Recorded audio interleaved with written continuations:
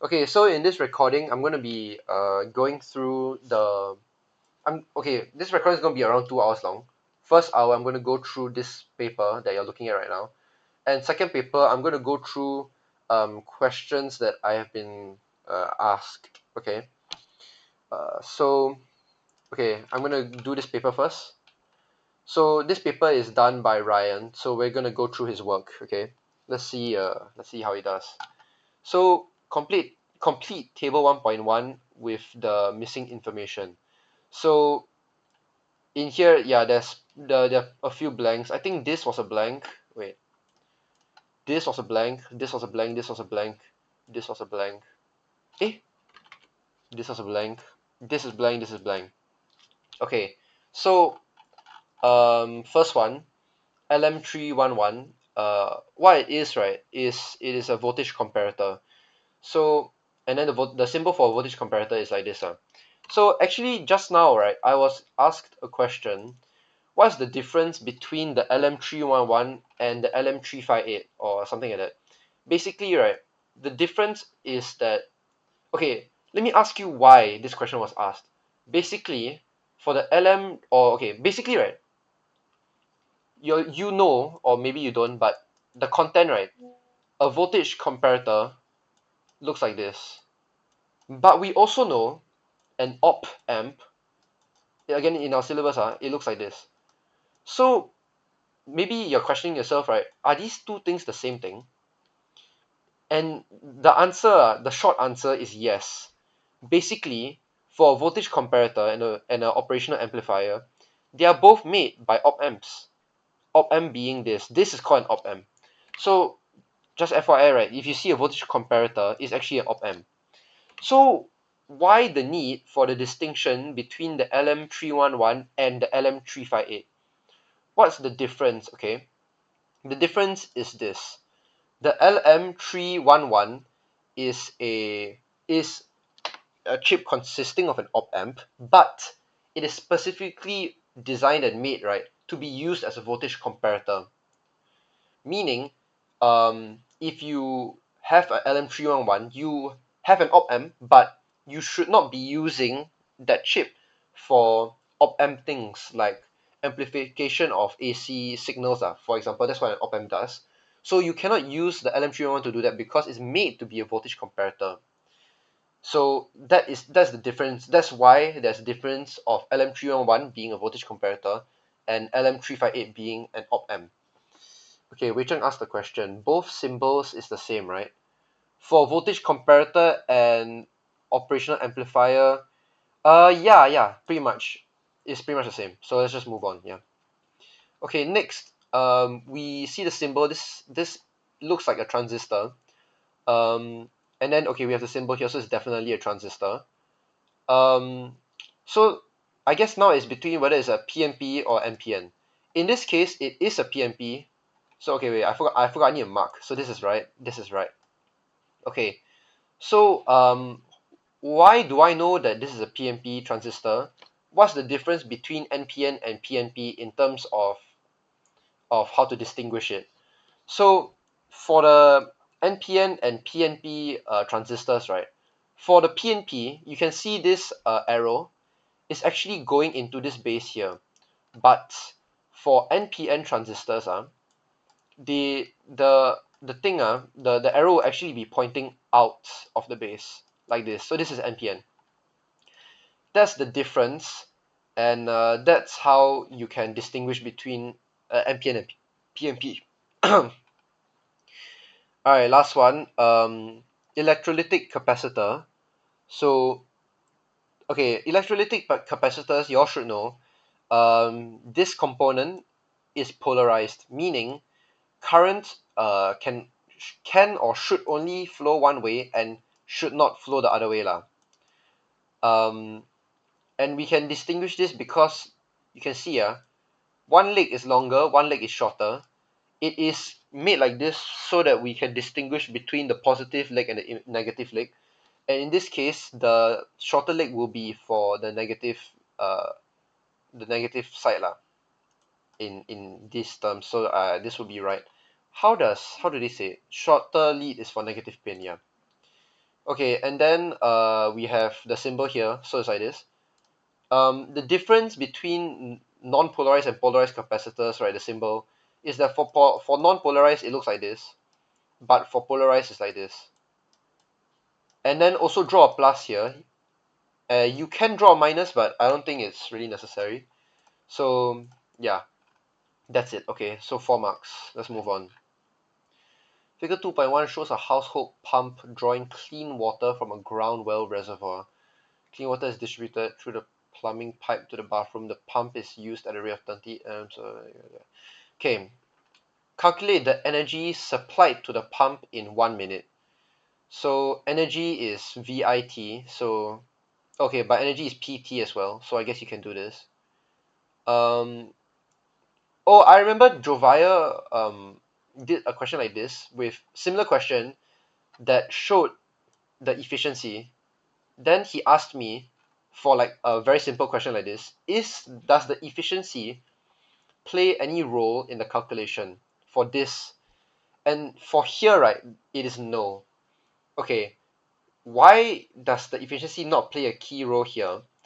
Efficiency, the efficiency of a machine does not mean or does not change the amount of power or the amount of energy that machine uses. So calculate the amount of energy supplied to the pump, calculate the amount of energy that the pump uses in 1 minute. So the efficiency wouldn't matter here because the efficiency deals with the output efficiency. And now we're talking about input energy supplied, ma. So that's why efficiency won't matter here. Okay, so this is just using your formulas. Note that time is always in seconds, and we have 1 minute here. So don't forget to change 1 minute into 60 seconds, which Ryan has done. So if he got the calculation right, which he has, then good. Okay. Calculate the output energy of the pump in 1 minute, and then use units. Okay. Oh, use units. Okay, I think that's fine actually. So basically, oh wait, no, I'm dumb. Okay, so this is the energy used in 1 minute, right?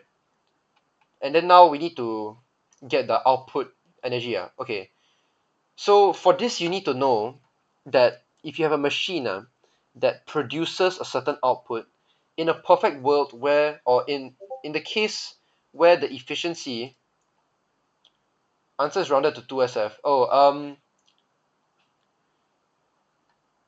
okay, in the answer key, it is to, okay, in answer key, oh, they did something stupid here. Okay, guys, so y'all know, right, that our end goal for this is not to determine power, right, it's to determine energy.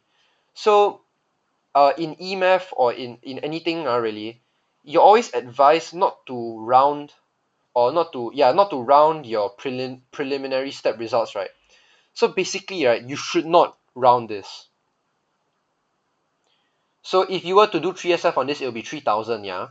But you shouldn't, because you need to use this for a different calculation. And because you rounded this, the degree of accuracy has now decreased. So the reason why here the answer is 180,000 is because in here, in this preliminary step, they already rounded it down, which is actually wrong. You shouldn't do this. So that's why. Also, secondly, the reason why they're doing this is because of a physics thing. So in physics, we have something called the SF rule, where if where right basically when we're multiplying anything, we look at the SF of the lowest. We look at the number with the lowest SF, then we apply the SF to the result. Basically, they're doing a physics thing. This I don't think is required at all for electronics. Okay, so they rounded it down when there was no recurring decimal. So in the case of the O levels, right, I don't think, or I will not I'm not going to round anything if it is giving me an exact value. So like if I have a number like 69.67 and then that's all I have, I will not round this down at all. But if I have something like like this and it goes on and on, with a recurring pattern or not, then I'll round it down, or then I'll use SF or whatever. So that's why. So normal is still 3SF? Yes, normally it is 3SF if you have this case. Okay. What's I talking about? Wait, what did Wafi say? Sure. Okay, guys, don't spam the chat, because now I'm gonna have to. Okay, just don't spam the chat. Only write in the chat if you have questions. What did Wafi say? Efficiency may be used if they give the usable energy instead. Oh, okay, sure. I guess yeah, that's like yeah, that works. Okay, anyway, so calculate the output energy. So we need to know how to get the efficiency, which is the output energy divided by the total energy that you were given times 100, and then you get the efficiency.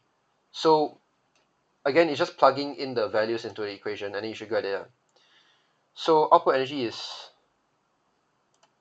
wait, what? Oh yeah, it'll be different. Okay. So yeah, this is right. Okay. Calculate the amount of wasted energy. So for this, yeah, this is very simple lah. You take the amount of energy that was supplied to you, then you take the output energy, then you get what's wasted. So if you did the calculations right, 60,000. Yeah, you did. So yeah, okay, cool. So you get all this, nice. Figure 3.1 shows a circuit connected to two power supplies V1 and V2. When S1 is open, so S1 open, okay. Form the KVL, the Kirchhoff voltage loop for BCDEP. BCDEB. Okay. So remember my 3 steps. I think 3 steps, yeah. 3 steps for solving KVL questions. First, you gotta see the loop. Okay. Then, as Ryan has did, right, you can annotate the direction of where we're gonna move. Then you start at the starting point B. Then you move along this direction now. Then you ask yourself, okay, are we entering a are we entering a voltage source? No, we're not.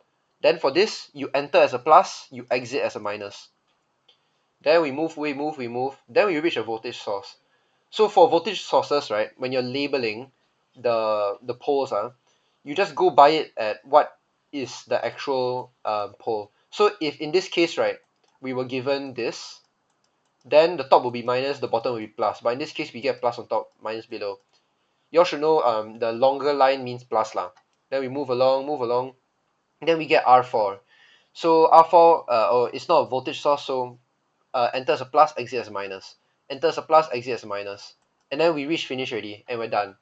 Now the last step is we have to go along this loop, starting from here, and then we go, oh, we reach R2. R2, when we exit, we are minus, therefore is minus. V2, when we exit, is a minus, therefore it is V2 is minus V2. And then we do the same for everything here. Okay, so this is kind of weird. Right, wait, did I do something wrong? This looks wrong. Because then it can't be this, right? Negative R2 plus V2. BCDEP. BCDEB.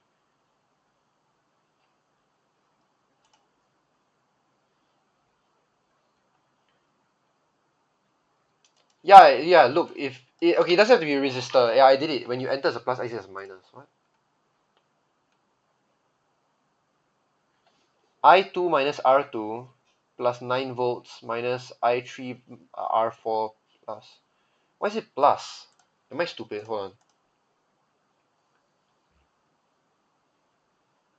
Like for the long side of the battery, enter the resistor it connected to R2 through positive. Yeah, that doesn't make any sense. Oh, y'all are saying that the battery here is connected to this. Is that what you all are saying?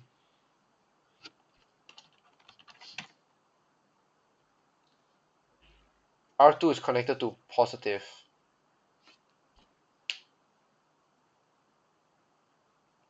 What?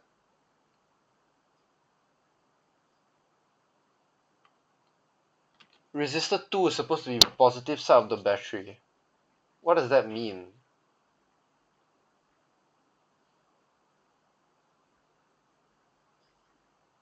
What are you saying?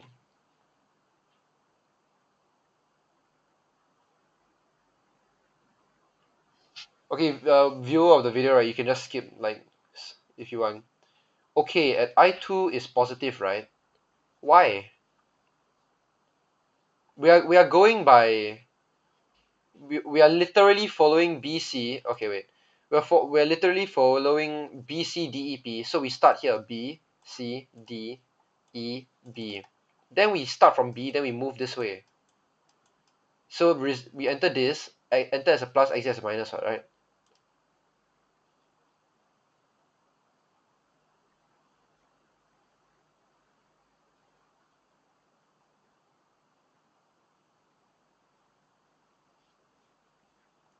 Okay, but okay, yeah, but logically, right, you can also think of it like this. This this battery is supplying voltage to all these three resistors. Therefore, the EMF, or the voltage spread across the resistors should be equals to V2. So you can think about it that way as well. When the battery exits as a negative, the resistor to the negative is negative. What?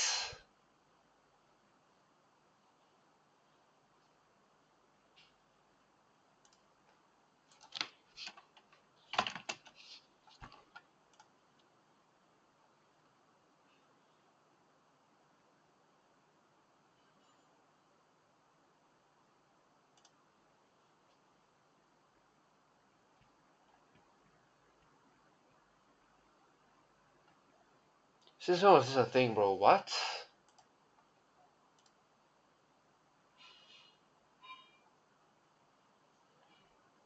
So wait, what y'all are saying is because this is negative, therefore the next pin has to be negative. Is that what you're saying?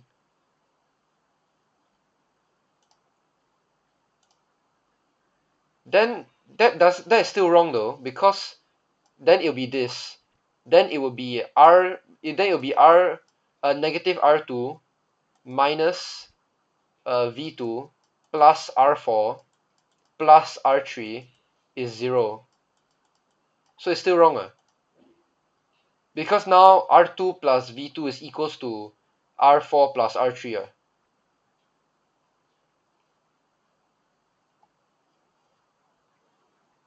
So it's still wrong. Because they gave the direction of current. But that doesn't make sense either. Because we have to follow the loop that they give. And they give B, C, D, E, B.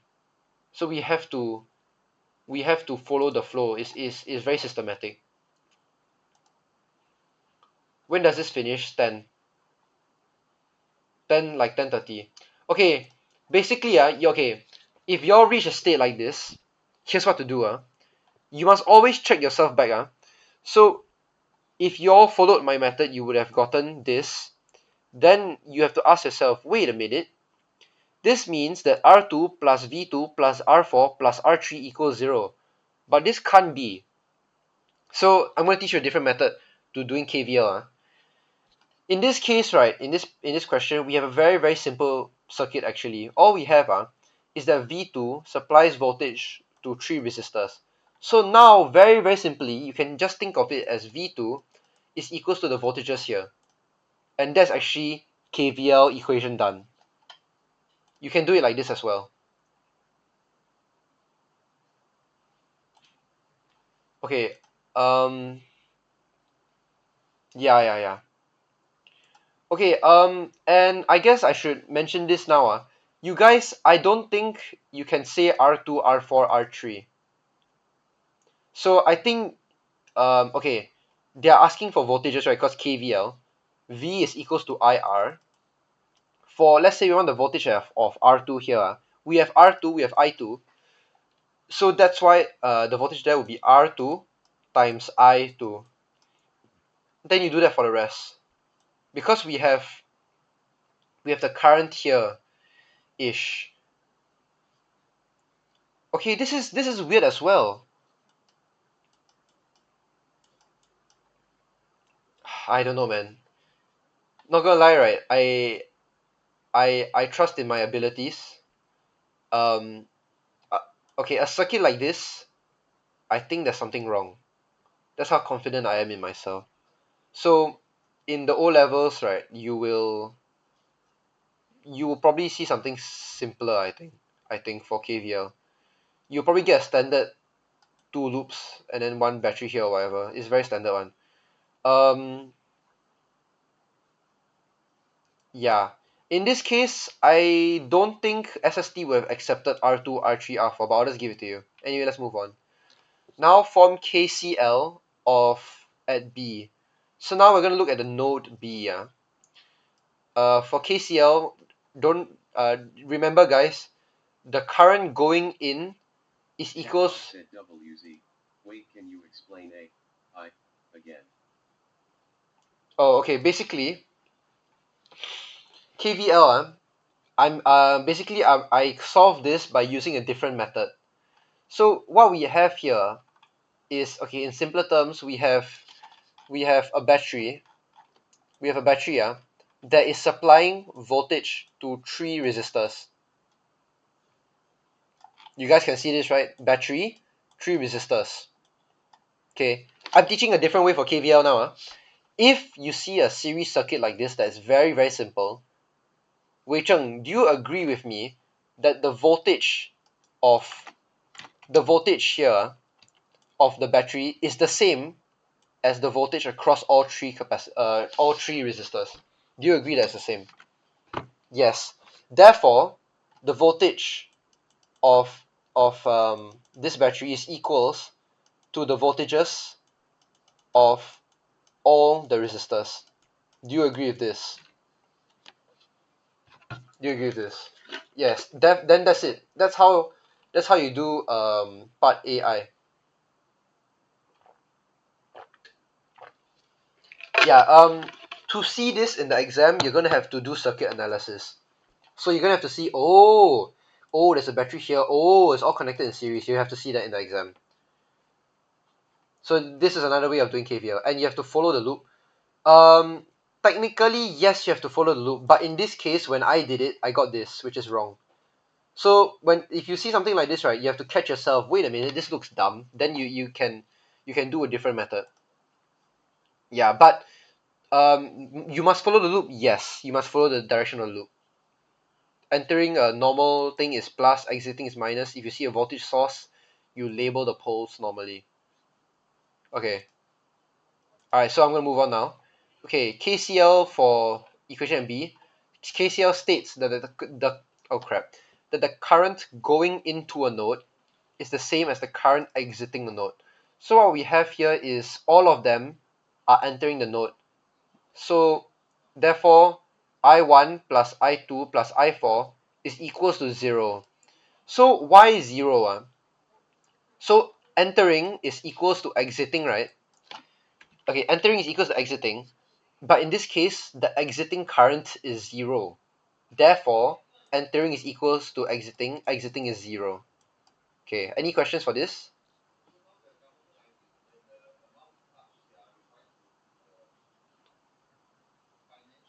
What?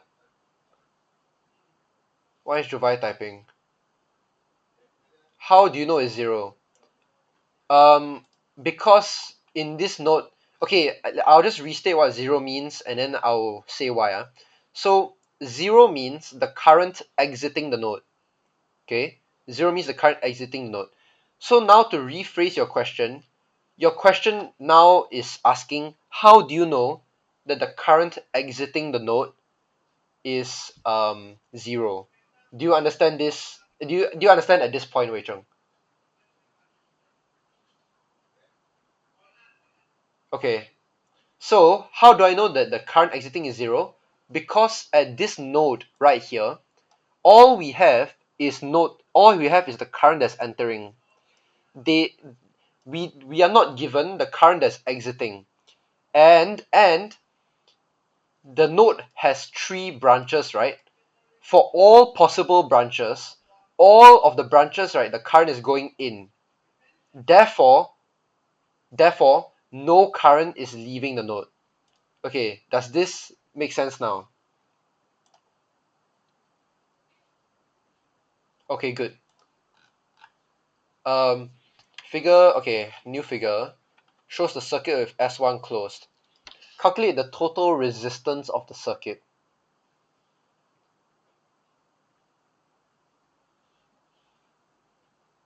Oh, this is a hard one.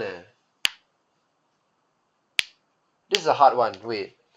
Okay, calculate the total resistance. So what we have, if you get like a question like this, right, and then just saying this is a complicated effective resistance question. So what I would do is I'm going to redraw the entire circuit. So now we will have this. We have one resistor here, and then this is connected to this resistor and this resistor, and then this is connected to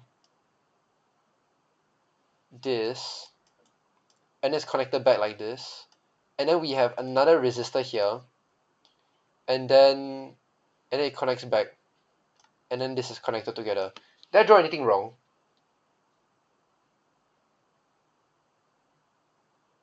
I don't think so.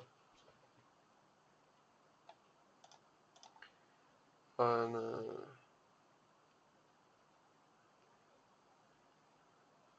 Yeah, okay. So how do we calculate the effective resistance? What do you do? 180 plus 680 plus 1, okay. Yeah, I don't think that's it. Wait, what's this? 3bi? I don't think so, friend. Okay. Okay, this assumes that 180 and 680 are combined together in series, but that's not really true because we have this. And then the moment there's a branch out, right, this is not in series. You can't say a series once it's like this. Okay, so this is so weird. You can't say that these two are in series. You can't say that these two are in series. You can't say that this. So everything is disjointed.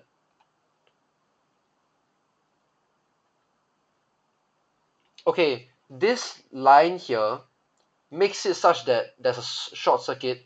So, okay, circuit analysis tip, we can ignore this entirely. So now we can redraw this as this.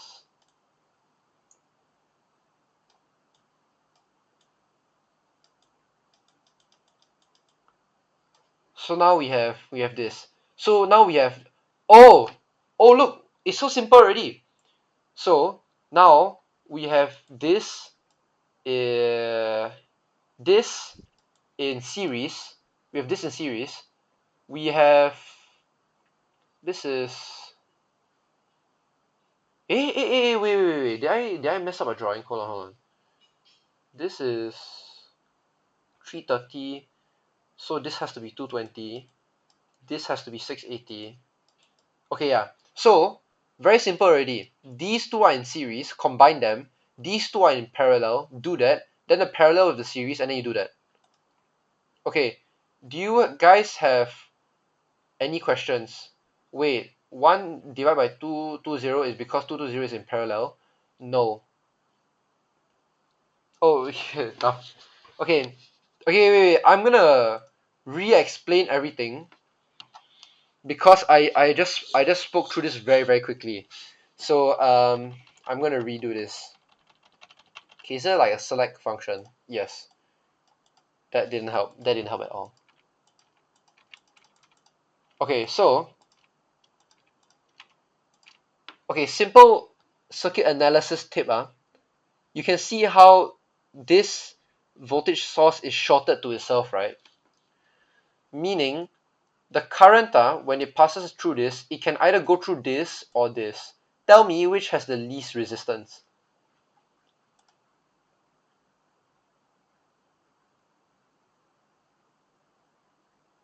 Yeah, the switch one has the least resistance because it's literally a wire.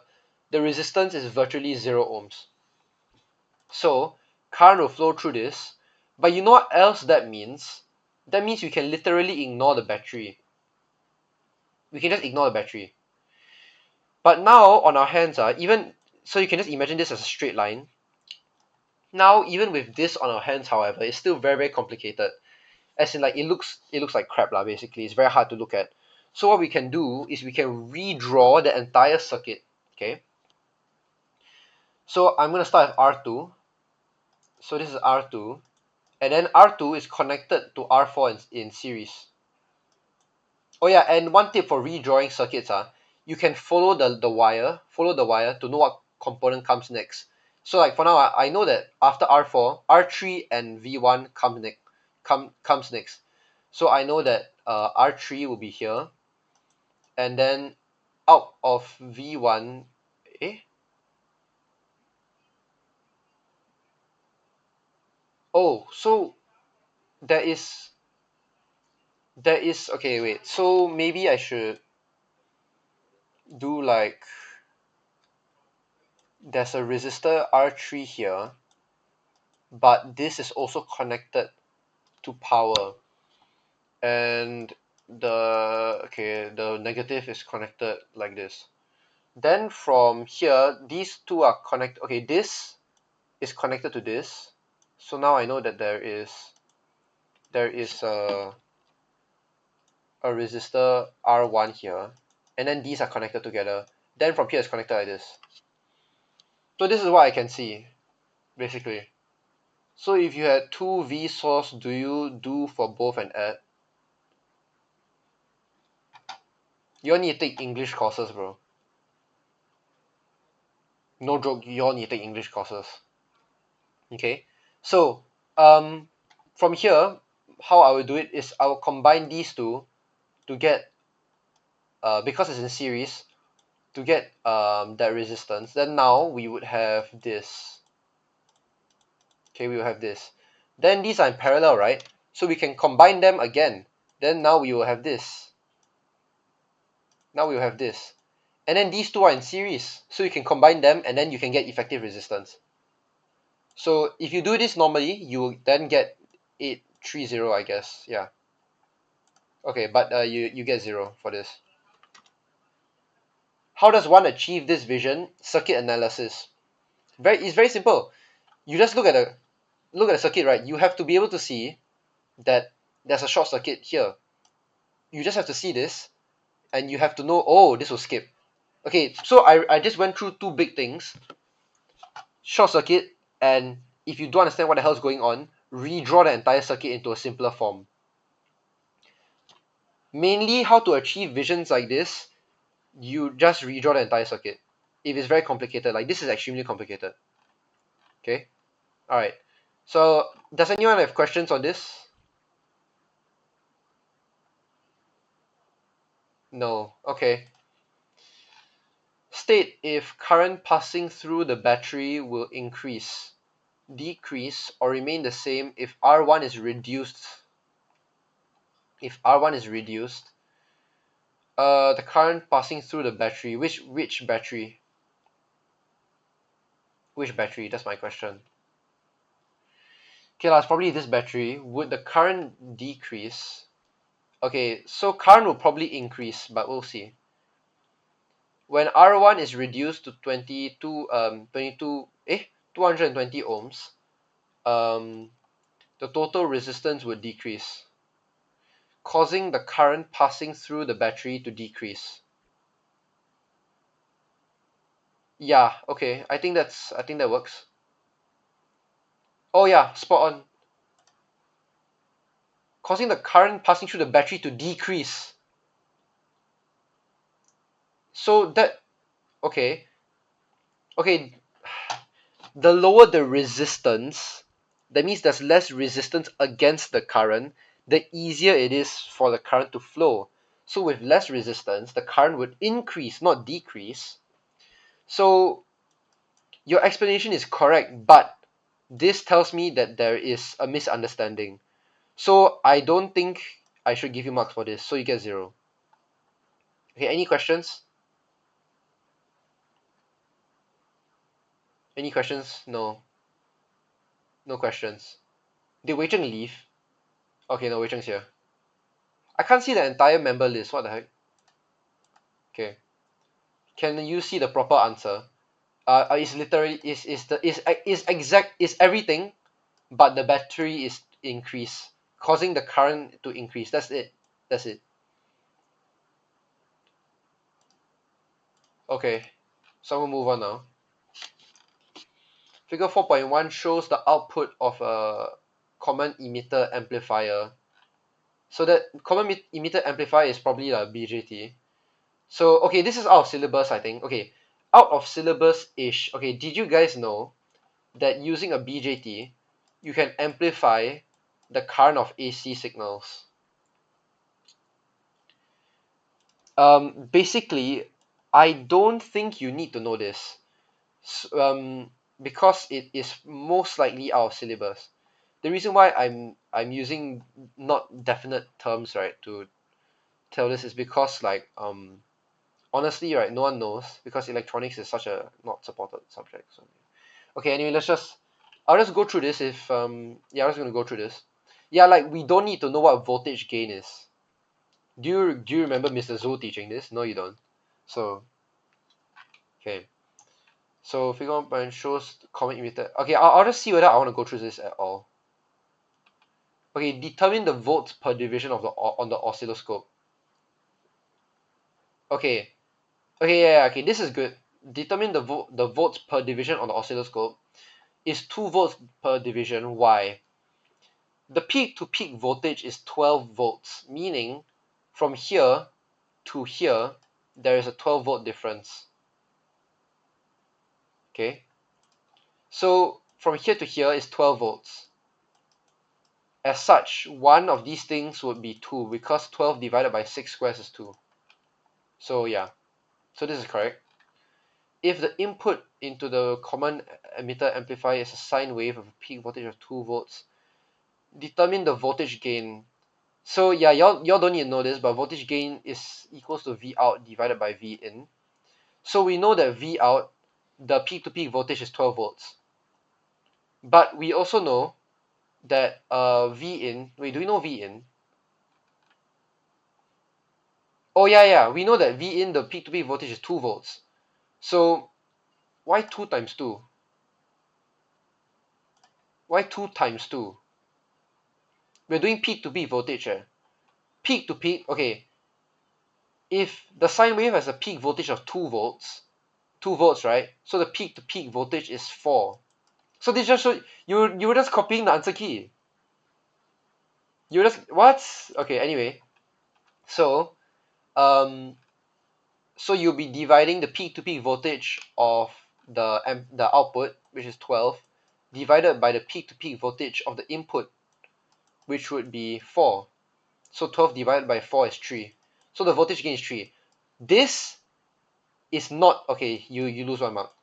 This is not in the syllabus. So you don't need to ignore this. I mean, you need to, okay, you can just ignore this because this is not tested, okay? Sketch the input waveform on 4.1. Okay. I guess that's fine. Is it 180 degrees out of phase? Okay, sure. Just ignore this, what I'm doing right now. Okay, determine the frequency. So frequency will be 1 divided by the period. And then the period is the duration of one waveform. So one waveform is like this, 10 milliseconds per division. So this would be 20 milliseconds. So it will be 20 milliseconds, but the period is in seconds. So you need to convert milliseconds into seconds. Then you just do the math, and if you've done the math right, then you get 50 hertz. Okay, an RC circuit is connected as shown. Figure 5.2 shows how the potential difference across VC varies with time. Yeah, this is a charging graph for RC circuit. Calculate the time constant. Okay, this is nothing much to go through here. Tau or the time constant is equals to R times C. So R times C. Don't forget to convert your prefixes, and then you get 6.8 lah. estimate the time taken to charge the capacitor to 4.5 volts when the switch is moved to position A. So when it's moved to A, then the disk will start. So 4.5 volts is like here. So the time taken would be that, which is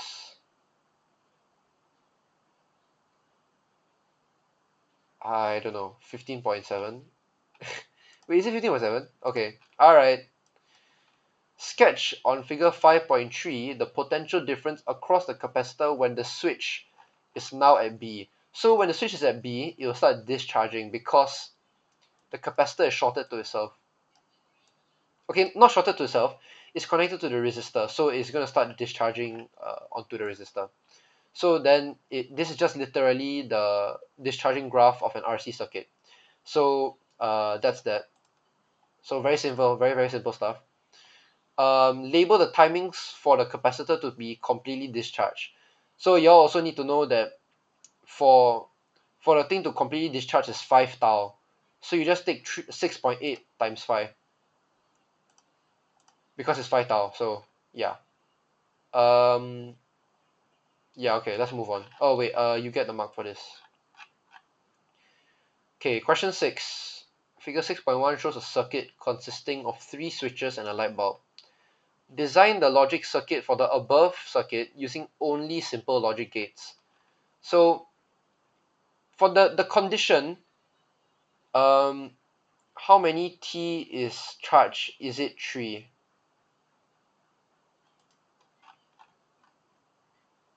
Someone translate, bro.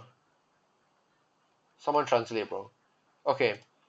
So for the conditions, okay, circuit analysis is going to help here, right? What conditions will allow this bulb to turn on? We need the point from here to be closed, right? So for that, right, all these switches need to be closed. And then this should actually remind you of the AND gate. So it's pretty much a 3-input AND gate. Yeah. So this is right. Oh, and that's the entire question. Okay. Okay, question 7. 7.1 shows a counter circuit. State and display the transducer used in this circuit. Okay, transducer is for input-output transducers. What a transducer does, as you guys should know, is it either converts electrical signals to physical signals or the other way around. And in this case, it's the 7-segment display because it's converting the electrical signals into light, which is physical. So it's a 7-segment display. Circle which output on the BCD counter is the most significant bit. Okay, bro, is that an OR gate? Yeah, so this is wrong because this is not a AND gate, this is an OR gate. So you don't get a mark at all. Okay, thanks Wafi. Give Wafi like 4 stars.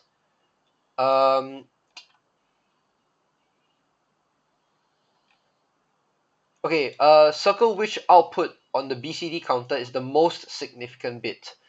With binary numbers, there is actually the characteristic of the least significant bit and the most significant bit. How you can think of it, right, is like in decimal numbers. Like if we have this, right, this is the ones place.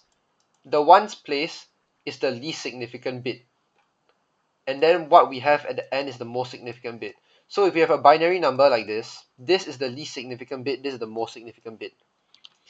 You can also identify the least significant bit by like counting. Like if I were to start counting, right, 0 1 1 0 1 1 1 0 0 1 0 1, you can see here that this fluctuates between 0 and 1 every single every time I add by 1. So because it keeps fluctuating like periodically, this is the least significant bit. Okay, do you guys have any questions on least significant bit?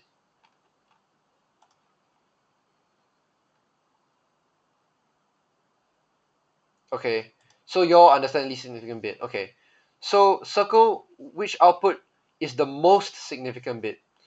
In this case, you can't deduce this from the graph, I think. So you just need to know, usually for counters, right, QA is the least significant bit, and then QD is usually the most significant bit, or whatever is on the extreme end of QA is the most significant bit. So in this case, it's QD. Explain how the BCD counter works. When the switch is pressed, the BCD number will go up by 1. So the LEDs in the 7-segment display will react accordingly to the next number in order that will show.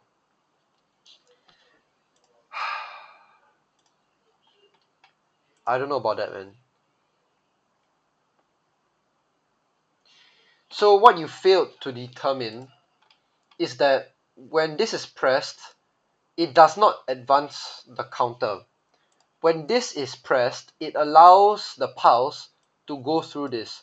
So first you need to you have to tell me about the pulse. Okay? So this will increase the count by 1, and then Chatbot said Ryan Shear why previous QN is N gig. that's stupid, man. So again, okay, the conditions for the bulb is that all switches have to be closed. Do you understand this?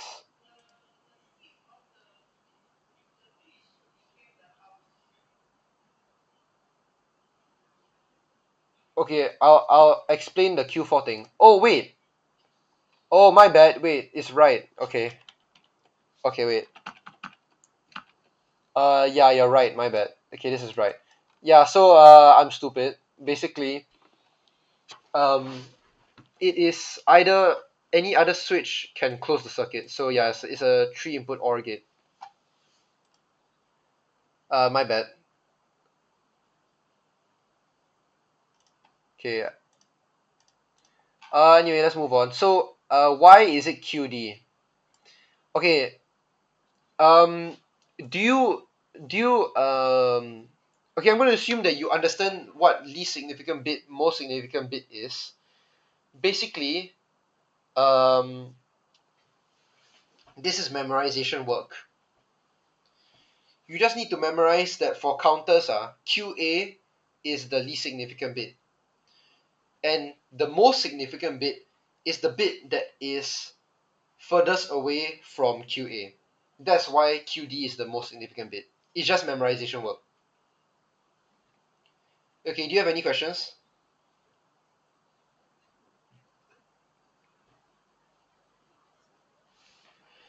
Okay, no questions. So let's move on. Okay, how does the BCD counter work? Okay, secondly, they did not ask you to show what happens at the end. Yeah, they did not ask you to output. They did not ask you how it will display. So yeah, you're not gonna get any marks for this. So what actually happens is when you press the switch, it will allow the pulse to flow to the clock. The and you need to know for this counter chip, right? On a falling edge, I think. Wait, falling edge?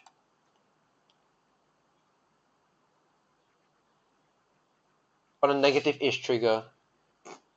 Yeah. Okay, so basically the pulse will probably generate a signal like this, being from low to high. So when you press this, it allows this signal to go through, and then when once you get to a falling edge, then the counter will advance by 1. So you need to state when the switch closes, the pulse can go through. When the pulse is at a falling edge, right, it will trigger the the counter to increase the count by 1, and that's the answer. Any questions?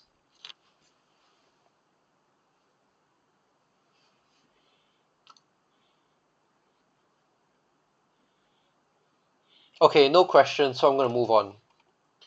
Suggest a suitable circuit that can be implemented as a pulse generator. Yeah, astable multi-vibrator, yes.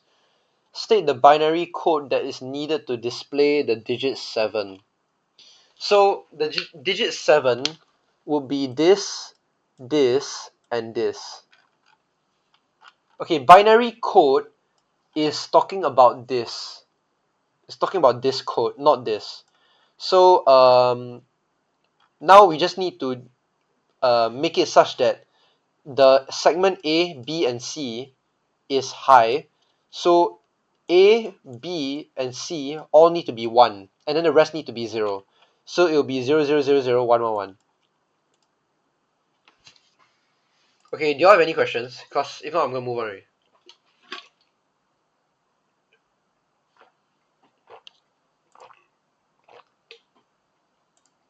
Alright. State the last digit that is displayed on the display transducer before the counter is reset. So, I don't know if you all have noticed, right? But there's an AND gate here that will actually reset everything once both these two legs are 1. So note that these two legs will be 1 when this number is 0, 1, 1, 0. So in other words, when the number is 0, 1, 1, 0, the counter will be reset. And then you just need to find out what this number is in decimal, which is 9. So that's it. Wait, 1, 2, 3, 4, 5, 6, 7. 1, 2, 3, 4. 1, 2, 3, 4, 5, 6. It's 6. This is 6. It's 5. Oh yeah, it's 5. My bad. I counted 0 as 1. Yeah, so you're wrong. Okay. All right. Let's move on. Figure 8.1 shows an SR latch with 2 inputs and 2 outputs. Complete the timing diagram. So you just need to know that when set is high, Q will be 1, and when R is high, Q will be 0. So you all can. I remember when I first explained the SR latch like a few months ago, I used a truth table. So you just need to remember this truth table for the SR latch. Or you can also remember it by logic. When both are 0, Q will be the safe state. Okay? When reset is high, the output will be 0. When set is high, the output will be 1, and then this is invalid. You can watch my video explanation for why it is invalid. But basically, using this, we can just look at each timer, and then we can show whether Q will be high or whatever. So when S is high, then Q will be high. Now both are at 0, so it will be the safe state, which is high. Then R is high, so Q will be 0 because it's reset. Then both are 0 again, and then it will be the safe state, which is 0. Then we keep doing this until the end. Okay. So what is Q bar? Q bar is just the inverse of Q. So you just do everything from Q but upside down. So when you see a 1, you do a 0. When you see a 0, you do a 1. So you get full marks for this. Okay, do any of you have questions on this timing diagram for the SR dash?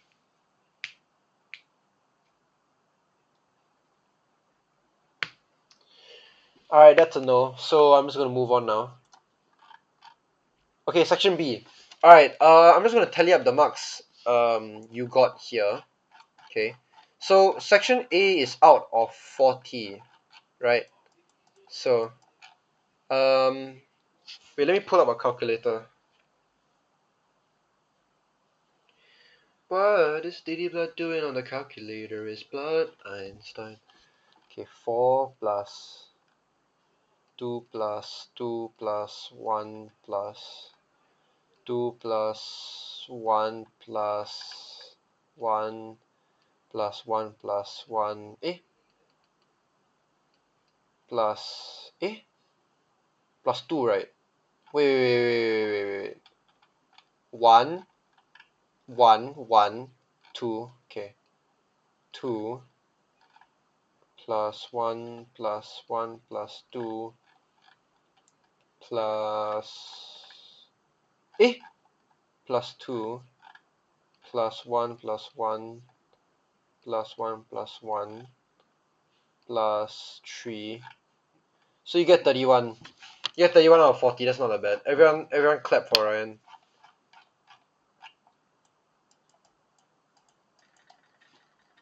Okay. Alright, wait, let me pull up an actual calculator. Okay, yeah, alright, let's move on to section B. Okay, I may consider not doing the questionnaire thing today. So, yeah. Okay, actually, no, I think I will. I will see. Depend on my mood. Okay, AC supply being stepped down by a transformer before connecting onto a full bridge rectifier. Okay, y'all don't need to know, but a transformer can actually step down the voltage of an AC input. Meaning, we have our transformer here, right? Let's say we input a very, very high AC peak-to-peak voltage AC wave, right? You can use the transformer to step down the voltage such that the peak-to-peak voltage becomes smaller. And you can do this the other way. If you put in a very, very small AC waveform, you can actually produce a very, very high AC waveform. You do not need to know this at all, okay? So you can kind of just ignore this. Okay. Complete 9.2 by drawing suitable components for a full bridge rectifier. Yeah, so you just need to remember the diamond of diodes. Yeah, so this is right. AlphaCert said a media was set. Bro, what are we looking at? Jovia, what are you saying? Someone can someone clip Jovia? Can someone clip Jovia? What are you talking about? Oh my, what are you talking about, bro? R4WCR said a media was set. Okay, explain why it is more efficient to use a full wave bridge rectifier than a half wave rectifier. A full wave bridge rectifier, jeez, gives more V in and V out. There, no. Full wave bridge rectifier uses both positive and negative cycle of the source, whereas half wave only uses one. Basically, why is it more efficient? With a full bridge rectifier, your output is going to look like this. With a half wave rectifier, your output is going to look like this.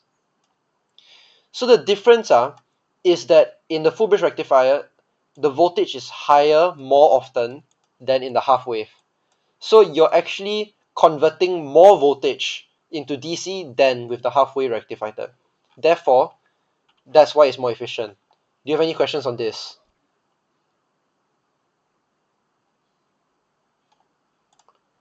Do you have any questions? Okay, no, you don't have any questions. For both full and half, there's a 0.7 volt drop. For the half wave, it will drop by the fall voltage of 1 or 1 diode or 0.7. For full bridge rectifier, it will drop by 2. So in this one, right, if the fall voltage is 0.7, then it will drop by 1.7 volts. It will drop by 1.4 volts. Alright, let's move on. A capacitor C is connected in parallel across the load. Explain how the voltage is stabilized. Jarvis said a media was set. Jovia, can you make it such that your bot doesn't do that when the media? Yeah, thanks. Okay. Explain how the voltage is stabilized by the capacitor. The capacitor will take time to charge and discharge, but as the supplied voltage will be extremely fast due to the full wave rectifier at ABC, the capacitor may not react fast enough. Oh my gosh, bro! What is this answer? This is so funny. Oh my gosh, bro. This is so funny, bro. Okay, wait. The capacitor takes time to charge and discharge. As such, it will not be able to follow the fast changing output of the rectifier, which causes the output voltage to vary over a much smaller range. Okay, the explanation for this is our input to the capacitor looks like this. Looks like this. One thing you need to know about a capacitor is that, as Ryan stated here, it takes time to charge and discharge. It takes time to charge and discharge. So when you get uh when you get the voltage is increasing, this will cause the capacitor to charge up. And then when it reaches zero, right, it will cause it to discharge. But it does not discharge immediately. So what happens is that it will not reach zero, and then by the time it's here already, right, it's time to start charging again. Then it keeps doing this over and over and over and over again. That's why the thing stabilizes. Because it can't follow the input voltage as immediately and instantaneously as possible. As such, it will be like this. Any questions?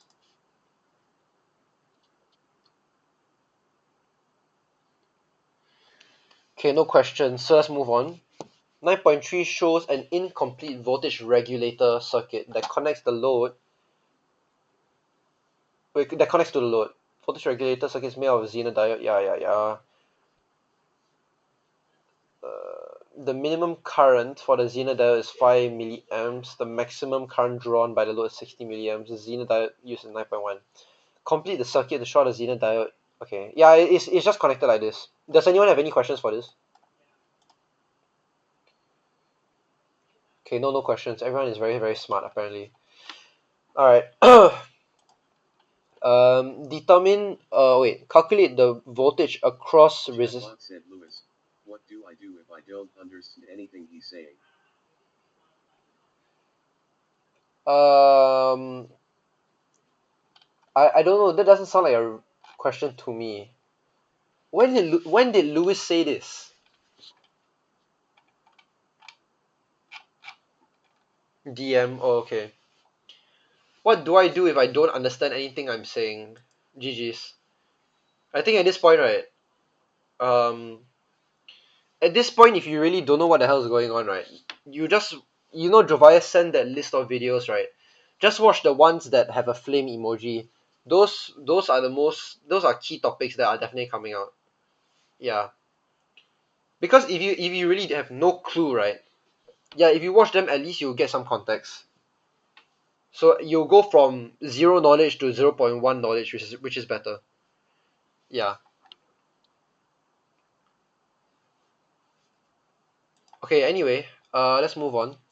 So calculate the voltage across the resistor.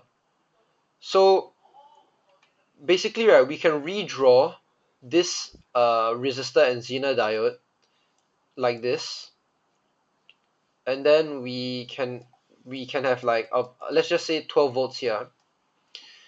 What y'all need to know is that this Zener diode, right, is in parallel to the power, and then the breakdown voltage is, or the Zener voltage is 9.1 volts. What y'all need to know and it is in reverse bias. You guys can see this, right? The current will flow this way. It's going to be blocked by the diode. But um, y'all should know that the diode, the Zener diode, when it's in reverse bias like this, and the voltage across it is higher than its breakdown voltage, then it will clamp the voltage to its breakdown voltage or to its Zener voltage. So the voltage across here is 9.1. So now this is very simple KVL. If the supply is 12 and then we have this, what is this? It's very simple. It's 12 minus 9.1. Include your units. Include your units. So this is right. Okay. Okay, let's move on. Determine the resistor value of RZ. Okay. So you must include units. Wait, why did you take 60 plus 5? IR is IZ plus IL. What's IL?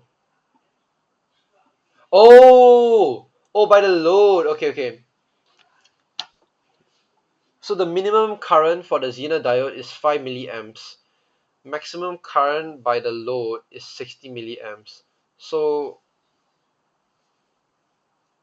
why do you add? So the current flowing through here is 60 milliamps. and the minimum current for the Zener diode, that means the current flowing like this, is 5 milliamps. Chatbot said Wi-Fi. So voltage across the Zener diode is less or equal to breakdown voltage.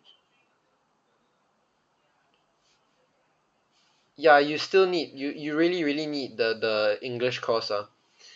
Voltage across the Zener diode is always less or equals to the breakdown voltage. Yeah. Yes. You're right actually, yeah. Okay. Um okay, so what's I doing? Okay. So basically, with this information, now we have redrawing the circuit. We have this. We have the current flowing through here is 5 milliamps. We have the current flowing through here is 60 milliamps. If we want to get the effective current, so-called, what we can do is that when the current is in parallel, you can actually add them up. You can actually add them up when it's in parallel. So I've never formally taught this before, and I don't think the textbook does either. But you can actually do this. Like if you have this and they're parallel, you want to get the so-called effective current, right? You can add them up together.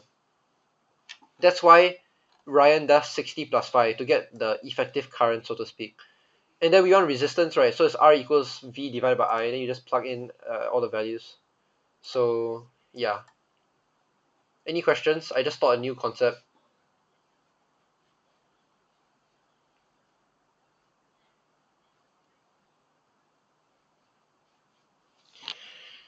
Can I repeat? Damn. So basically, when you have let's say we have this circuit, right? There are two resistors in parallel.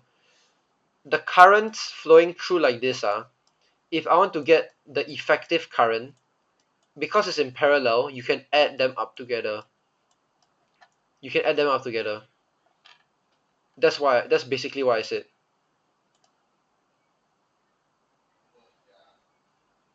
Okay. Let's just move on.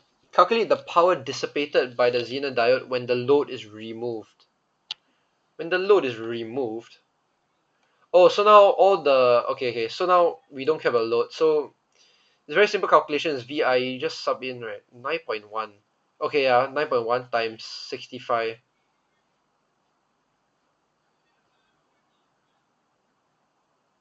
Would the current be 65? It would. Oh yeah, it'll be 65. Cause we are okay, yeah. Okay, now we know that effective current is 65 milliamps, right? So that's why we use 65 in this. So this is correct lah, yeah. Okay,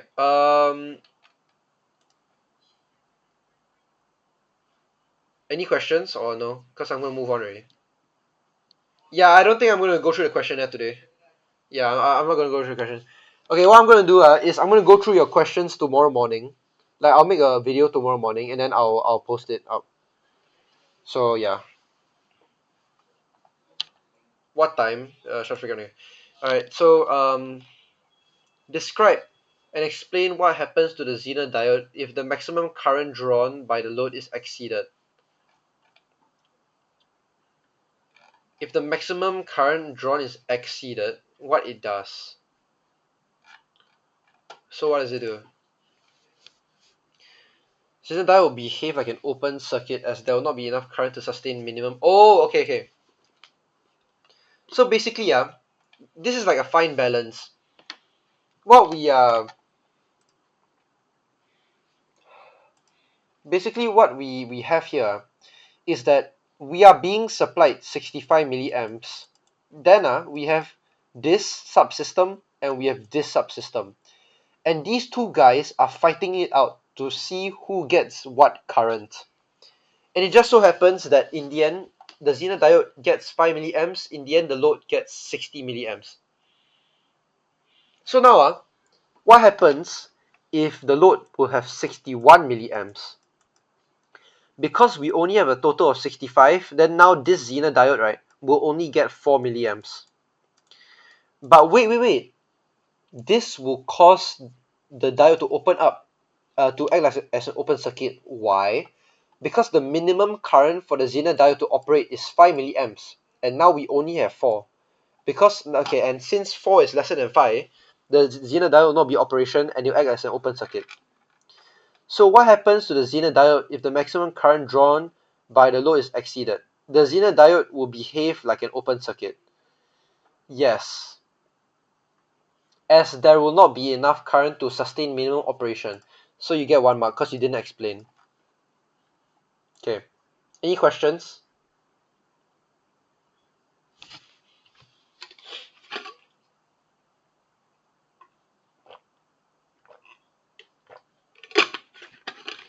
Alright,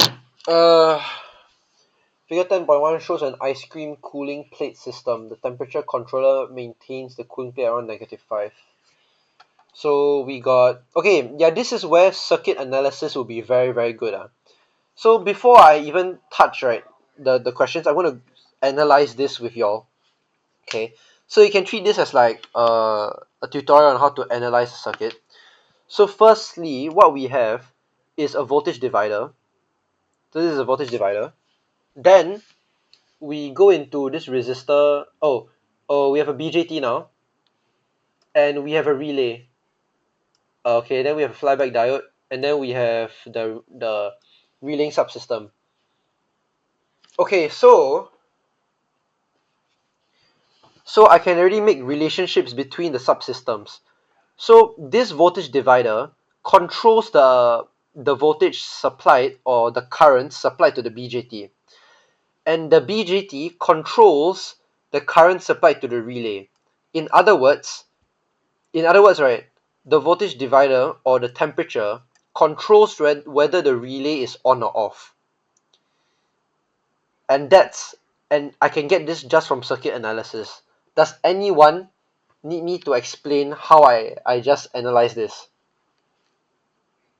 So just from this, right, I already know that the temperature controls whether the relay turns on or off. Any questions? No. So everyone in this call, repeat. Okay. So how do I know that? Oh, I was lagging. Oh, okay. Okay, so basically, all these circles, what they mean is the different subsystems in this circuit. And then what I'm doing now is I'm asking myself, what is this? Oh, this is a voltage divider.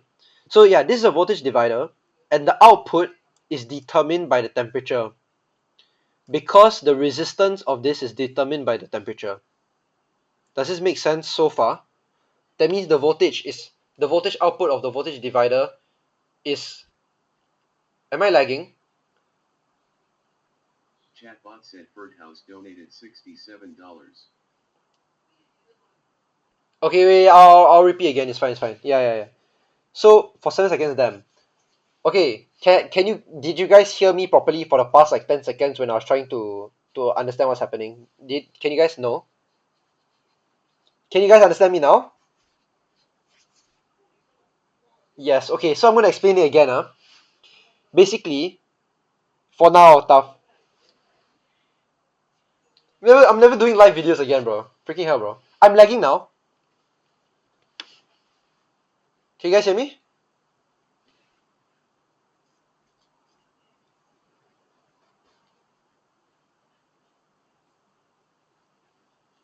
No, I'm not talking. I'm just reading chat. Oh, I'm lagging. Yeah, I'm lagging. Chatbot said Arissa_my hero. Yeah, I'm lagging. Okay, wait.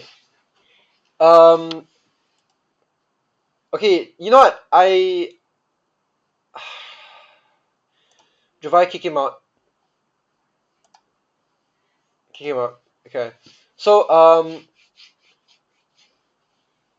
okay. Wait, we've had a long period of time where there was no lag, right? I've been talking for like 20 seconds. There was no lag, right? Basically, like you guys can hear me now, right? Okay. I'm just gonna speed through. So y'all know that the resistance of the thermistor is determined by temperature, right? Y'all know this, right? Okay, yeah, y'all gonna need to be more interactive so that I know that I'm not lagging. Okay, and that the resistor from analysis is connected to another resistor in a voltage divider. So technically, okay, not technically, that means, in other words, the temperature is controlling the output of the voltage divider. Do you guys understand this? Yes, okay, good. Then now we see that the output of the voltage divider is going into a BJT transistor. So now we can say that the base current is controlled by the voltage divider, which is controlled by the temperature. Therefore, the temperature controls the current supplied to the base. Does this make sense? Okay, that makes sense, Now we see that wait, what are the pins for BJT? Okay, the collector is connected to a relay, and we know that the the pretty much the current that is going through the relay is controlled by the BJT. No, we're just doing circuit analysis. Yeah. Okay, and the current that is allowed to flow through is controlled by the base current, which is controlled by the temperature. So therefore, we can say that the temperature controls the relay. Does this make sense? No. Oh, I'm not drawing anything here. Okay, this makes sense. And then this aligns with what they tell us in the top. Basically, the temperature controller maintains the cooling plate at a certain temperature. Now we know from circuit analysis that the temperature controls this relay, this relay controls the cooling plate. So the cooling plate is being controlled by the temperature. So the cooling plate is being controlled by the temperature. Okay, do you guys get that? Can you guys hear me? Okay, good. Alright, then that's it. So our circuit analysis is complete already. Alright, bet. Alright, I'm gonna move on now. State the input transducer used in the circuit. Okay, yeah, it's NTC. Yep. NTC thermistor. Sketch and label the characteristic graph.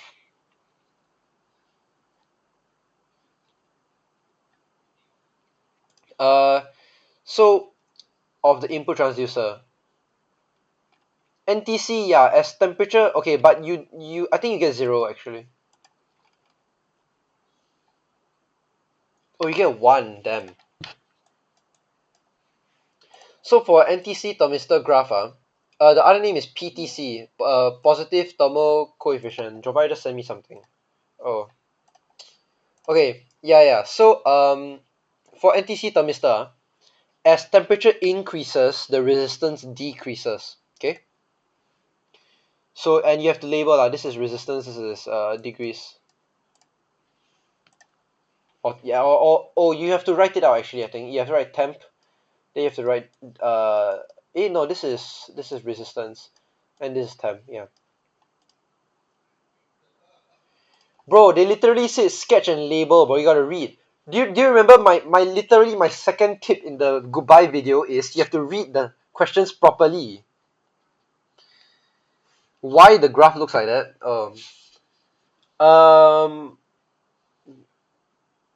No, I'm not gonna explain. It is you for this you have to memorize. Sorry. Alright, let's move on. Explain the operation of the circuit as the temperature increases. For this question, you need circuit analysis. That's why just now I spent so much time going through the circuit, because we need the circuit analysis to follow the process of what is going on. Okay? So, cause resistance decreases when time decreases. Yeah, pretty much. So, as the temperature increases, the resistance of the thermistor decreases, which results in the VTH lower and V in being higher. State, okay, I don't like this. I know that you're saying I know that V in is for the voltage divider. Oh, they say it here. Okay, but I would have preferred if you had stated here voltage divider. I would have preferred if you stated voltage divider here. VTH is the voltage of the thermistor. But they didn't officially say here, so you might be marked down on that. Okay, so just be careful. When V in is higher, the transistor turns on, resulting in the relay switch to close and the cooling plate to turn on. Okay, the transistor doesn't turn on per se, because if the voltage supplied is very very low, which it is when okay, basically this voltage divider is always providing a voltage. It always provides a voltage. That means technically this is technically always on.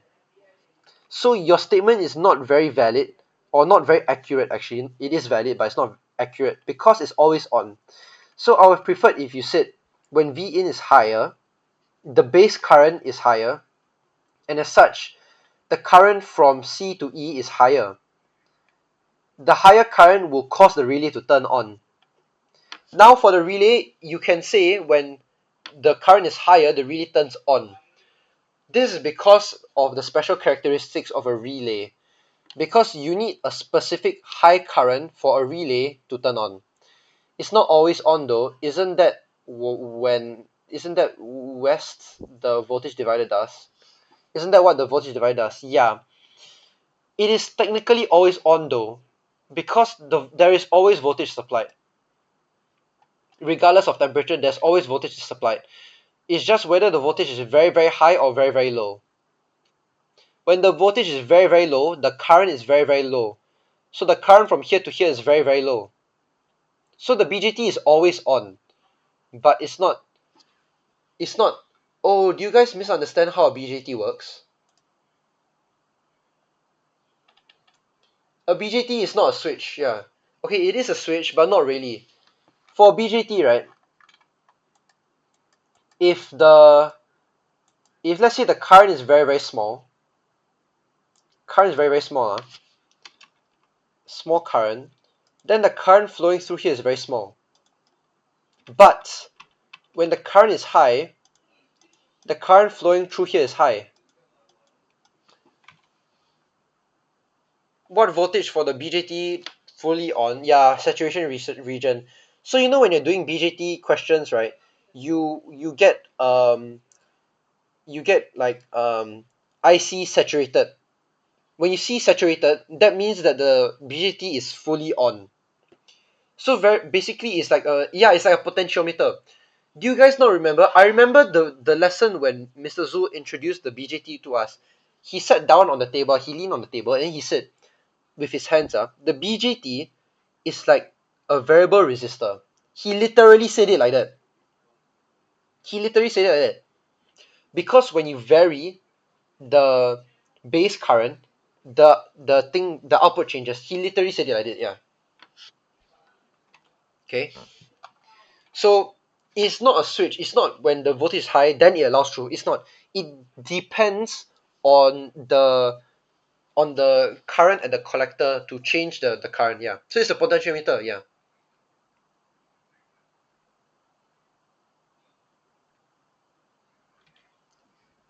If providers give all of them like 6 7 stars or whatever, who cares? Okay. And the currency is already so inflated, it doesn't matter. Anyway, okay,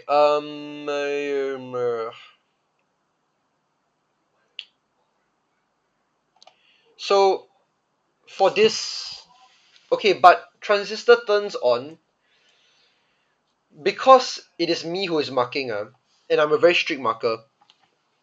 You lose 1 mark. Okay, I bet like $6 7, right? The answer key will say the transistor turns on. Yeah, but I don't accept it. I don't accept it. Must have relay above BJT again, not below. It doesn't matter. It doesn't matter. The relay can be on top or below. It doesn't matter. The O level standard will be lower. Yeah, lower. This BJT is as a driver if below it's as a switch. The relay position if the relay is positioned on top or below, it doesn't matter what.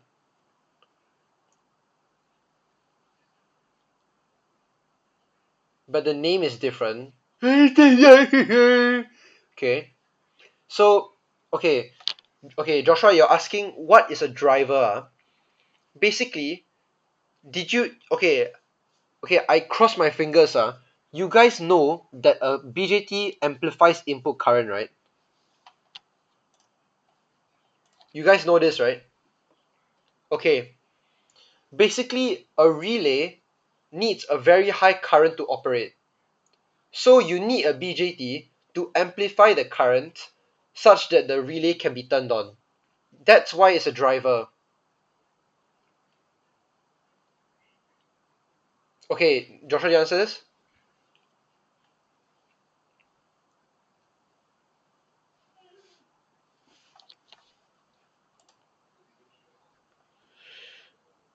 Shouldn't it be at the emitter though? It doesn't matter. It doesn't matter because if you pull the current here very much, very high, the current here will be pulled as well. It doesn't matter. It doesn't matter the placement. And it's actually the norm for the the transducer to be on top, but it doesn't matter. Okay, all right, cool. So the diode is connected in parallel to the relay coil. State the term used to describe it. Yeah, flyback diode. You just have to memorize for this. State the color band for RB with a 2% tolerance. I'm not going to go through this. The resistance of the relay coil is 50 ohms. The transistor has a DC current gain of 40. When the coil is energized, VCE is 0.3. Determine the collector current. Okay, hey Ryan, you just didn't do this lah. Chatbot said 2% tolerance is red.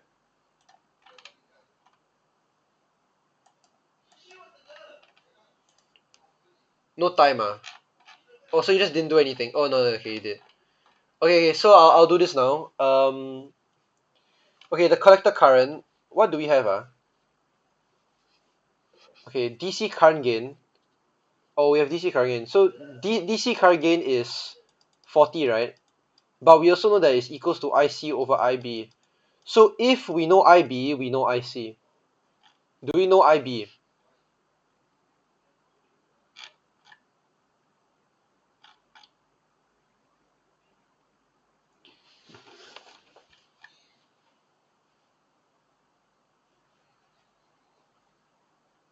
Oh wait, we can't use this.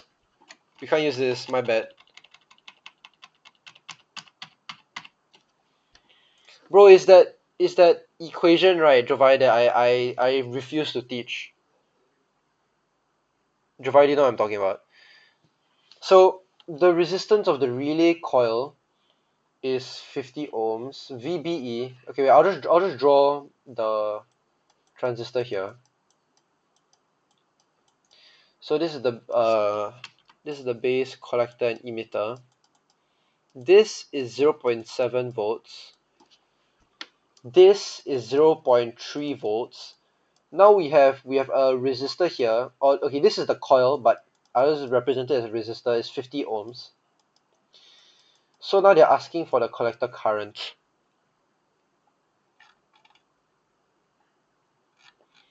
And we know this is 9 volts. So we can say that I is equals to V over R. And I think we can say we want the voltage over here. Okay. Okay, we want the voltage over here, and we know over here is 0.3 volts. So if you want over here, it's just 9 minus 0.3. And then the resistance is 50 ohms. So if you put this in the calculator, you'll get 170 milliamps. Okay, so let's move on. The base current. Okay, we know IC now. and we know that the DC gain is equals to, I already talked about this, is 40, but this is also equals to IC divided by IB. And we know IC, we know the current gain, we know IC. So IB is equals to IC divided by current gain. Yeah. So you just put it in the calculator and then you get it. The emitter current, leave your answer in exact value. Why is the bottom 0.7 ohms? Why 0.3 volts? Okay, I think I know what you're asking. Hold on. Okay, I'll do Wafi's one first. Why is the bottom 0.3 volts? Because they say the voltage from C to E it will eat up 0.3 volts. And then this is a wire, it will eat up 0 volts. Therefore, from here to here, it will eat up 0.3 volts. Does this answer your question, Wafi?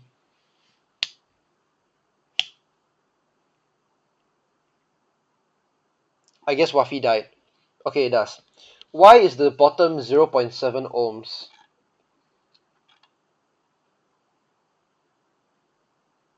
Do you mean this?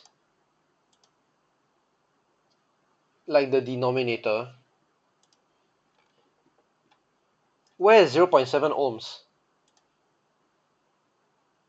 First part, 0.7 ohms. Where? There's no 0.7 ohms. This 9 volts minus 0.3 volts divided by 50 ohms is 170 milliamps.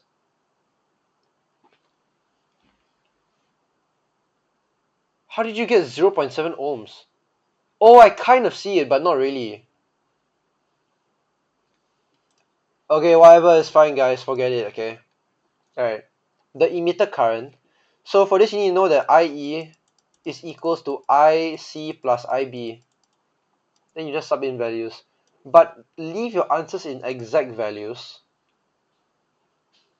Wait, what part is this? Part 3. What? The emitter current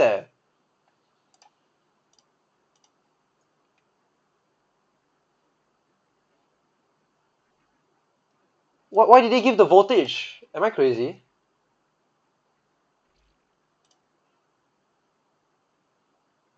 Truvai, what's going on? Is the answer key wrong or? Okay, I'm just gonna move on then. Yeah, so you just need to do this. I don't know what else is going on here. Okay, so the voltage V in. V in is what this. So V in, for V in we would need I and R. I is gonna be IB, and then R is gonna be 680 ohms. So again, you just plug in the into the calculator and then you get it. The voltage VTH. Oh, so VTH is a thermistor. So now that we know V in and we know that V in is equals to the output of the voltage divider, and we also know that the bottom is nothing. Wait, what's the resistance of the bottom thing? We can't know the if we can't know what? Bro, it's just not in the. Oh, it is. Wait, VTH equals to 9 minus V in. 9 minus V in. Does that work?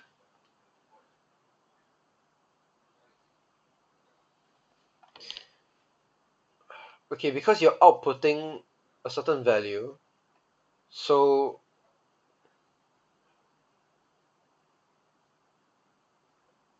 okay, I think that I suppose that works. The reason why that works, right, is because we have this now, we have 9 volts, and then we have this output, right? You can imagine this like this. You can just imagine it as a resistor and then a line. And then this line from here onwards is this value, and then we have 9 volts. So again, KVL, 9 minus this will be equals to this. You can imagine it like this. You can imagine it like this. Okay, and that's how you get it lah.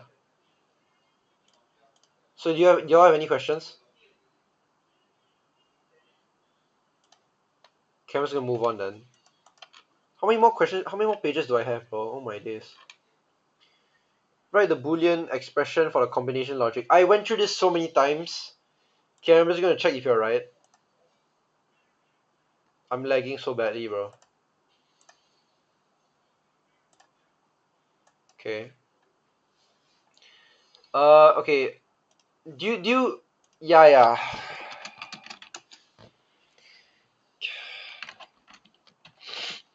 Can you guys hear me? Can you guys hear me?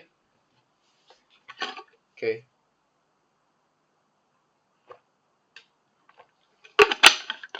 Okay. Okay. It's fluctuating. That sucks, ass, bro. Do you guys want me to go through this digital electronics question? Because I've already drilled you guys on a lot of this in previous lessons, so there's like no point. How to derive logic circuit? Okay, I'll touch it.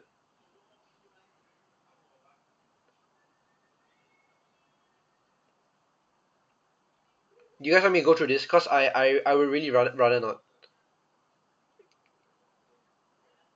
Yeah, cause I've already went through this so many times.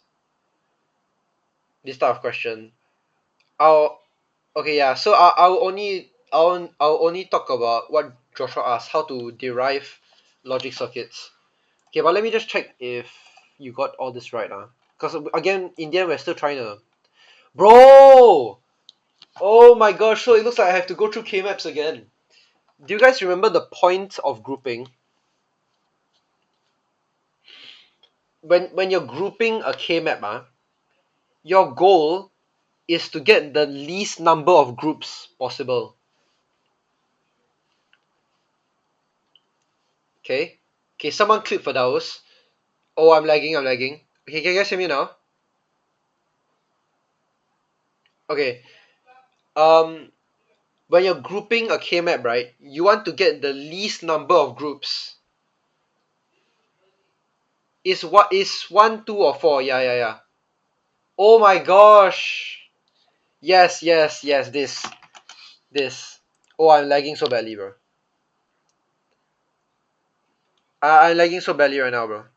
Y'all don't even know, bro. Y'all don't even know, bro. The lag is crazy, bro. Y'all don't even know. Oh my gosh, bro. Okay, so basically, right, what Ryan did here is that he grouped 3 when he only needed to group 2. So technically, this is not simplified. So that's just wrong. I think I can give you like 2 marks, I think.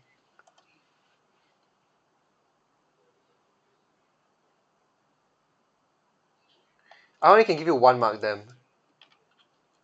Okay, then draw the logic circuit below. Is that ECF?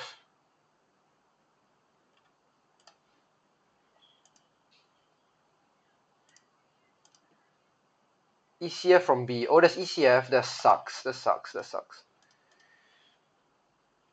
Okay, so this is right, I guess. Draw the logic circuit below.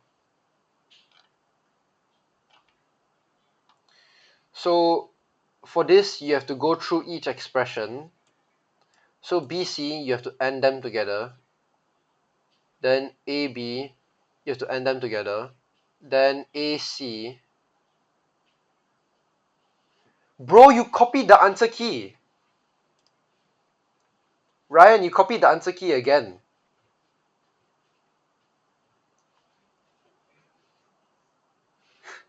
Bro,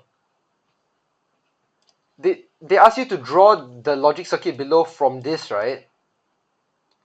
How did you draw this from this? How did you draw this from this? It's not the same.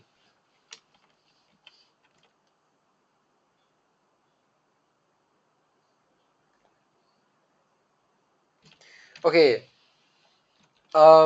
So okay, this is for the extra the actual simplified version, which is BC plus AB. Wait. Yeah, it's BC plus AB bar. But you drew this, but you're supposed to follow from here, right? Because how else would you have known? Oh, I'm lagging. Oh, I'm lagging, bro. I'm lagging. Okay.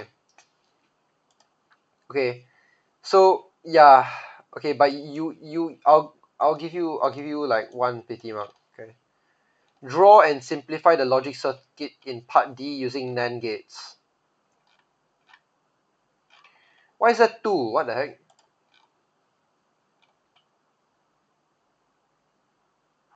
Optional drawing. They let us draw optionally too. That's another one. That's so stupid. Okay, so NAND gates. You just need to know your universal gates. You need to know that a NAND gate, an AND gate for NAND, you need to know that it is. Okay, wait. You need to know that a NOT gate is this. Okay, this is a NAND gate. You need to know that it's configured like this, and you need to know to convert NAND to AND. You need to take one NAND gate and then you add a NOT gate in front. So this is NAND. This is AND, sorry. And then you also need to know how to do an OR gate. So for OR gate, right, you just have two NOT gates at the input. Then you NAND everything together. And then this is an OR gate. So using these three, you just take every single gate and then you convert it. Are we even tested on XNOR? Technically, yes, you are. Technically, yes. You do not need to know how to create. Uh, you do not need to know how to create XOR or XNOR with universal gates. It's not tested. You don't need to know. Although you can reason it out during the exam if you want. I think you have enough time. Okay, maybe for me only. I don't know. Okay, so then you just do that here. So yeah, draw the physical connection. Yeah, that. Bot said Ryan. I was rushing, bruh. How many more pages? Yeah, 2 more pages. I'm so tired, bro. Okay. Yeah, you just didn't draw anything lah. Not bad, Not bad, bro.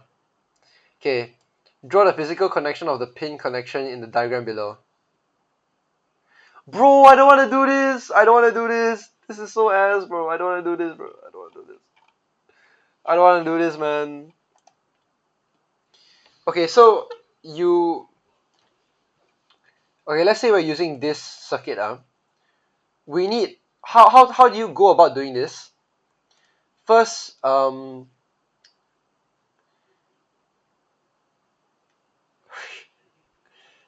Hi so tired is crazy, bro. Okay, so the first thing I thought of, right, when I on how to do this, right, is I'm gonna immediately convert one of them into a NOT gate. So to do that, right, you just combine two legs, and then this is a NOT gate already. Okay, so this is a NOT gate. Oh, and I'm gonna be basing the circuit on this one here. Okay, on this one. So we have a NOT gate, and then notice how the NOT gate is connected to the input of another NAND gate. So I'm just gonna go ahead and do that. It's very simple. It's very simple stuff. Okay. Then notice how these two are connected to B. So you can just connect this to B. What's going on in chat, bro?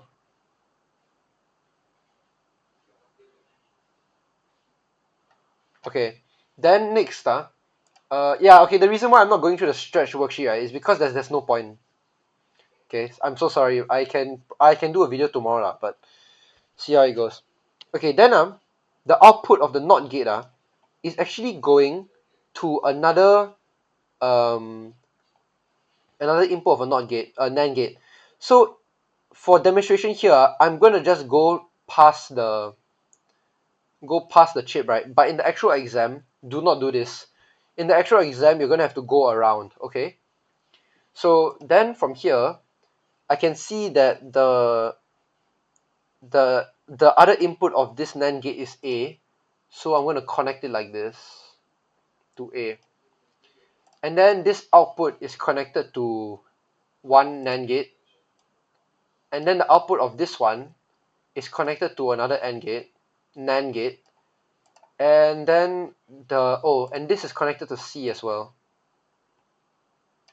And then the output, you just connect it to this, and then that's how you do it. Okay. Yeah. Okay. Okay, and then there's like one more question. I'll go through this. I'll go through this. It's fine. So state the configuration of the 555 timers plural. Oh yeah, both of them are monostable. So yeah, determine the duration of the delay. So monostable, right? You know you need to use the equation to find period. So 1.1 RC, then you just plug it in. Don't forget to convert prefix, and then you get 2.4 also. A trigger circuit is required at point A to turn on the circuit. Trigger circuit you can do pull up or pull down. I think they want to pull up. Yeah, they want to pull up. Okay, so the reason why it's pull up is because the 555 timer needs a falling edge to trigger. So the trigger only tells the 555 timer to trigger when the input goes from high to low suddenly. So at this point of time, the 555 timer gets triggered. Okay, I'm kind of running out of time, so I'm not gonna like freaking explain how a pull-up resistor works. I have a very, very good video on pull-up resistors. You all should definitely watch that. So yeah. Just know that for 555 timer, the input, right, is going to be a pull-up resistor circuit, yeah. Anyway, but just please watch that pull-up resistor video. That's the only thing like you guys, I have not really formally went through with you guys yet. Is that lah. So anyway, so this is wrong. Explain how the circuit turns on the LED. Include point A, B, and C. Oh my gosh, you need to talk about something that's not even in our syllabus. So when they give you A, B, and C, you're gonna have to talk about A, B, and C. So at the start for A, when the switch closes, there will be a falling edge at A, which triggers the 555 timer to produce a signal. This signal goes through the capacitor. The capacitor will filter this to make it a bit smoother-ish, kind of, not really. And then the resistor will pull it up. The resistor pulls it up, which causes it to again produce a falling edge. This goes to the trigger, which triggers this 555 timer. Then at C, which produces an output at C. Aga, the answer is like that. When A goes from high to low, the output of T1B goes high until the threshold of T1 goes. Oh, you have to talk about this. Oh, you have to specifically talk about this. Damn. So you have to know that okay, yeah, that's for like the specific pin specifics. Okay, for this doing too much connect the LED to switch the okay tough lah. Okay, for this y'all need to know what the pins do for 555 timers. And for that, right, you I'll just bring the textbook because yeah, thanks.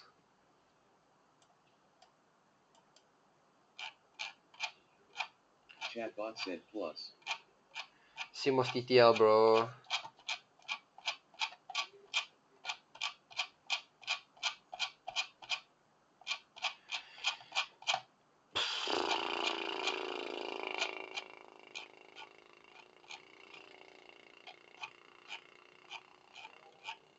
Okay, you need to know this. You need to know that for the threshold, right, when the voltage at the pin is 2/3, right, then it's gonna reset everything. Ish, kind of. Okay. But that one, I think I don't have time to explain it now. So it's best if you just read the textbook to try and understand your best. Then if you read the textbook, you got question, just ask me at that point. So suggest one modification to the circuit to increase the on time. You can probably increase the resistance here. Yeah, you can increase the resistance of R2 or R4. R3. R3? What's R3?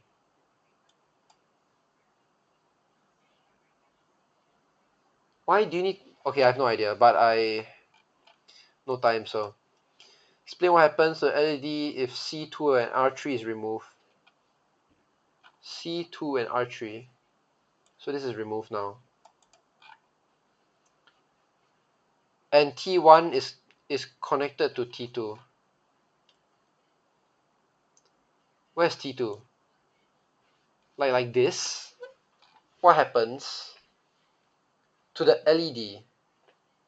Nothing what? Wait, why would anything change? I don't get it.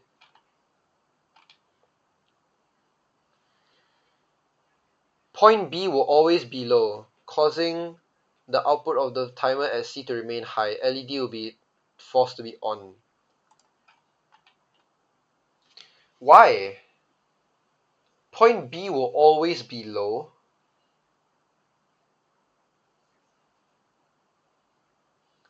That doesn't make any sense. This will provide this. This is going to go here. The falling edge will cause this to trigger. And then it will trigger like this. I thought R3 is just pull up. Exactly, R3 is just pull up. Point B is always low. What?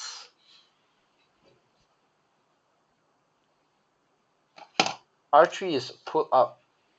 Because it's not pulled up. But what does that matter? How does adding a pull-up resistor, because the output of T1 is always going to be the same, right? The output of T1 is always going to be is always going to be this. How does adding a pull-up resistor change this? Also, if there's no pull-up resistor and you're just adding this into the trigger, there will be a falling edge. So at the falling edge, the output will be triggered, what? No, but apparently R3 has a use. But I don't know, because it doesn't make any sense to me either. So I have no idea.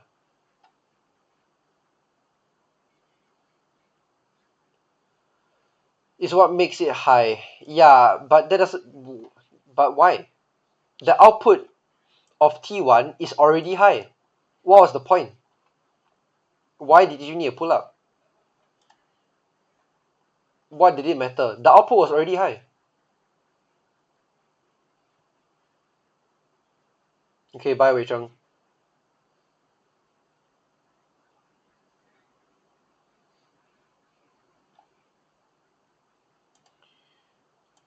The middle areas. But that doesn't matter. Okay, the only requirement to trigger the 555 timer is there's a falling edge from logic 1 to logic 0. The output of the monostable of T1, the highest, is going to be a logic 1 because that's just how the chip operates. So the output of T1 will have a falling edge. Yeah. No, but here's the thing. Apparently the pull-up is required.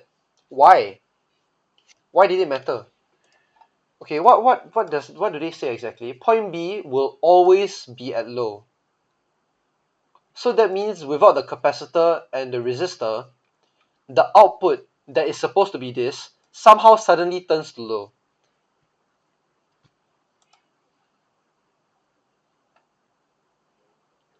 point B will always be low.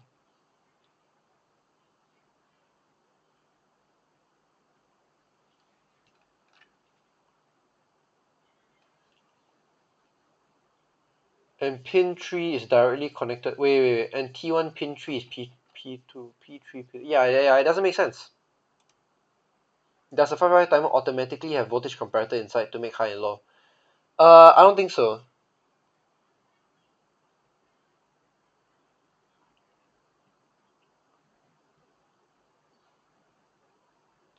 I think it only has voltage comparison on the output.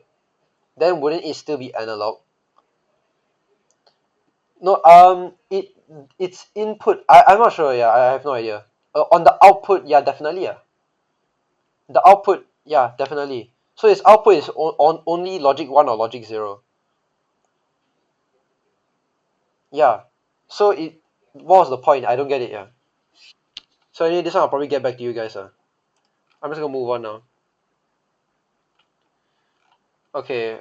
Table 12.1 shows the maximum rating characteristic of the LED. Calculate the minimum resistance of R5.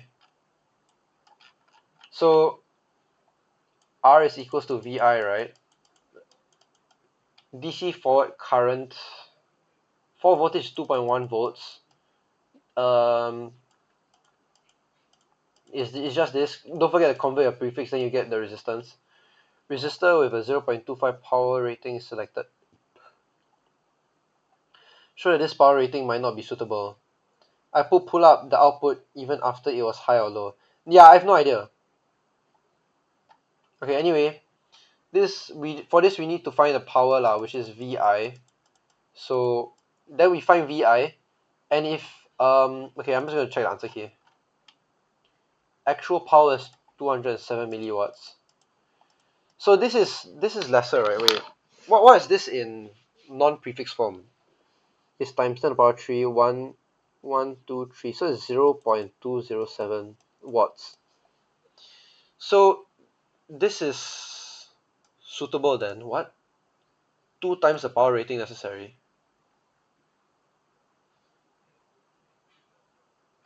Huh? Oh, read you. Bro, I thought when you said Nikki read, I thought you meant read the question. Oh, it needs 2 times. No, I think you forget it. Okay, so 2 times. Okay, so then this is not suitable because it's not 2 times. Recommend a suitable power rating.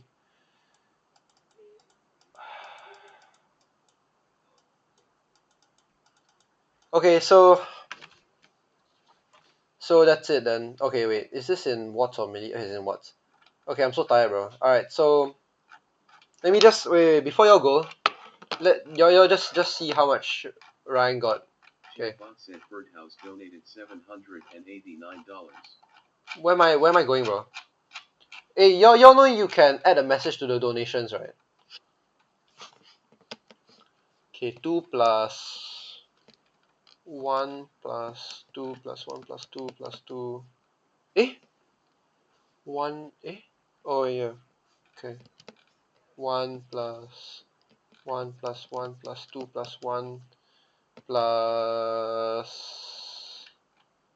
1 plus 1 plus 2 plus 1 plus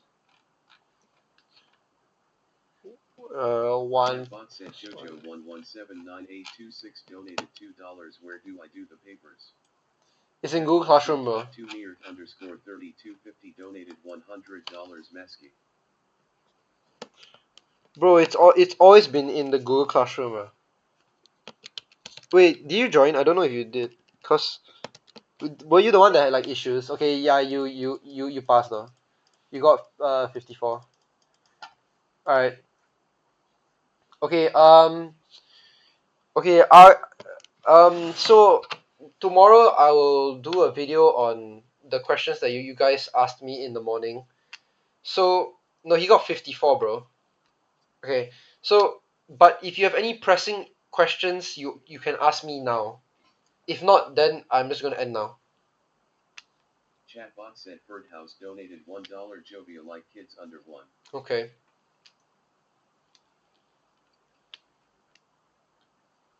So that means None of you have any pressing questions that you want to be answered now.